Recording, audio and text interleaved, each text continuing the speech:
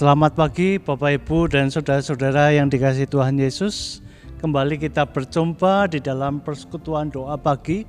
Kita bersyukur karena kita sudah melewati masa Pentakosta dan kita sudah kemarin beribadah ibadah Pentakosta. Kita bersyukur bahwa Roh Kudus sudah dicurahkan ke atas kita. Sebelumnya kita akan berdoa terlebih dahulu untuk memulai persekutuan doa pagi ini. Kita akan berdoa. Tuhan Yesus, kami sungguh bersyukur ketika kami saat ini ingin mendengarkan firman-Mu. Kami rindu untuk mendengarkan, kami rindu untuk melaksanakannya. Tolong Bapa, Engkau berkati kami sehingga kami dapat membuka hati dan pikiran kami sehingga kami mengerti apa yang Engkau sabdakan kepada kami, apa yang Engkau perintahkan kepada kami dan kami harus laksanakan. Tolong Bapa, Engkau berkati saat ini, biarlah tidak ada gangguan apapun yang mengganggu jalannya acara ini dan biarlah kami pun dapat betul-betul berkonsentrasi, betul-betul mendengarkan firman-Mu. Kau berkati juga hamba-Mu yang akan menyampaikan sedikit firman-Mu dan biarlah apa yang disampaikan sesuai dengan kehendak-Mu saja. Terima kasih Tuhan, berkati kami. Dalam nama Tuhan Yesus kami berdoa. Amin. Nah Bapak Ibu, pagi ini kita akan melihat dari dua ayat, yaitu dari Keluaran 20 ayat yang ke-19 dan 20. Keluaran 20, Perjanjian Lama, Keluaran 20 ayat 19 dan 20. Saya akan bacakan untuk kita semua. Mereka berkata kepada Musa, "Engkaulah berbicara dengan kami, maka kami akan mendengarkan. Tetapi janganlah Allah berbicara dengan kami, nanti kami mati." Tetapi Musa berkata kepada bangsa itu, "Janganlah takut, sebab Allah telah datang dengan maksud untuk mencoba kamu dan dengan maksud supaya takut akan Dia ada padamu, agar kamu jangan berbuat dosa." Amin. Nah Bapak Ibu, yang menjadi pertanyaan kita saat ini adalah, saya akan terlebih dahulu kita akan merefleksi pertanyaan ini. Nah, apakah kita mengasihi Allah pencipta kita? Ya, itu pertanyaan yang pertama. Apakah kita mengasihi Allah kita yang pencipta kita? Yang kedua, dengan pertanyaannya adalah, dengan cara apa kita mengasihi Allah? Nah Bapak Ibu, seperti Bapak Ibu ketahui bahwa hukum yang terutama dan utama adalah kasihilah Allahmu dengan segenap hatimu, dengan segenap pikiranmu, dengan segenap jiwamu. Itulah hukum yang terutama. Dan yang kedua adalah kasihilah sesamamu.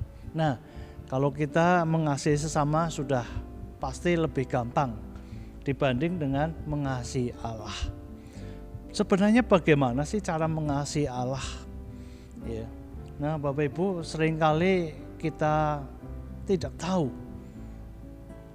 Memang betul kita mengasihi, dari pertanyaan yang pertama tadi, memang betul kita pasti mengasihi Allah karena Dialah yang menciptakan kita.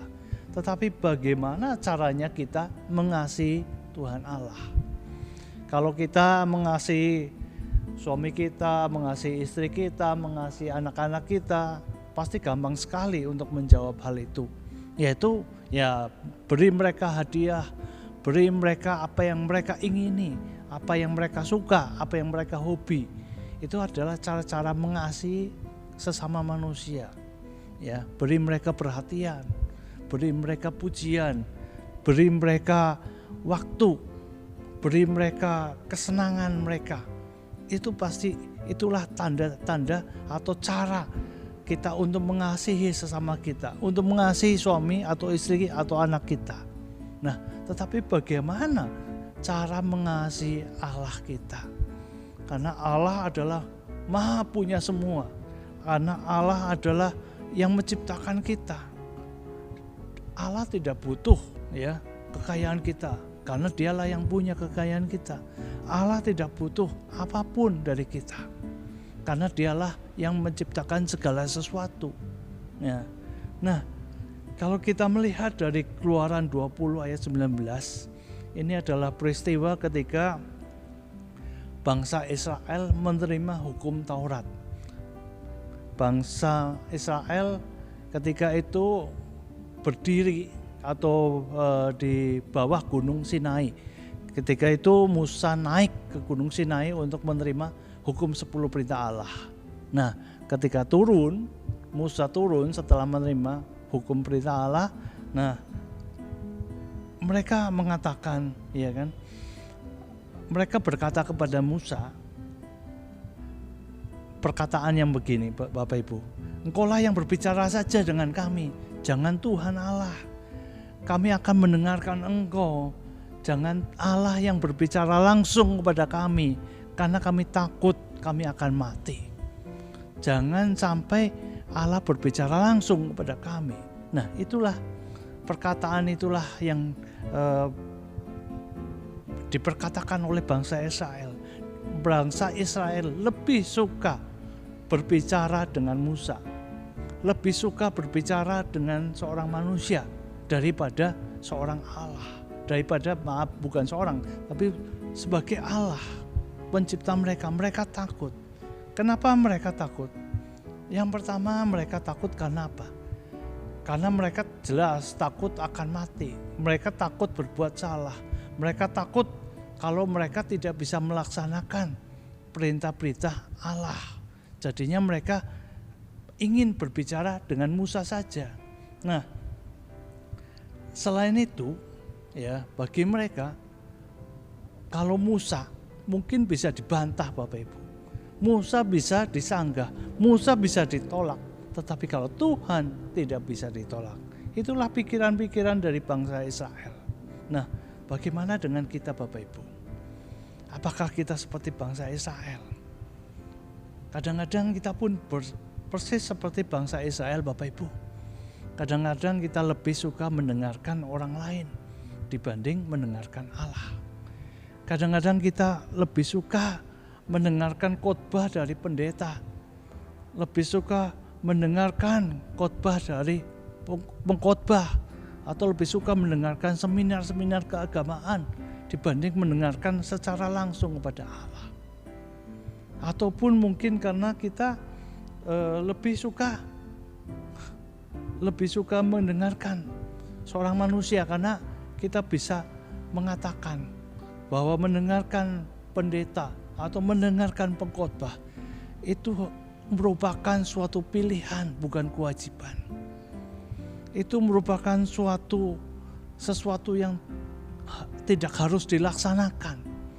Lagi pula kadang-kadang ketika pendeta berkhotbah, kadang-kadang kita pun akan berkata dalam hati, mungkin kita tidak mempercayainya, atau mungkin kita hanya melihat, itu kan pilihan, tergantung kita, apakah kita akan melaksanakan atau tidak.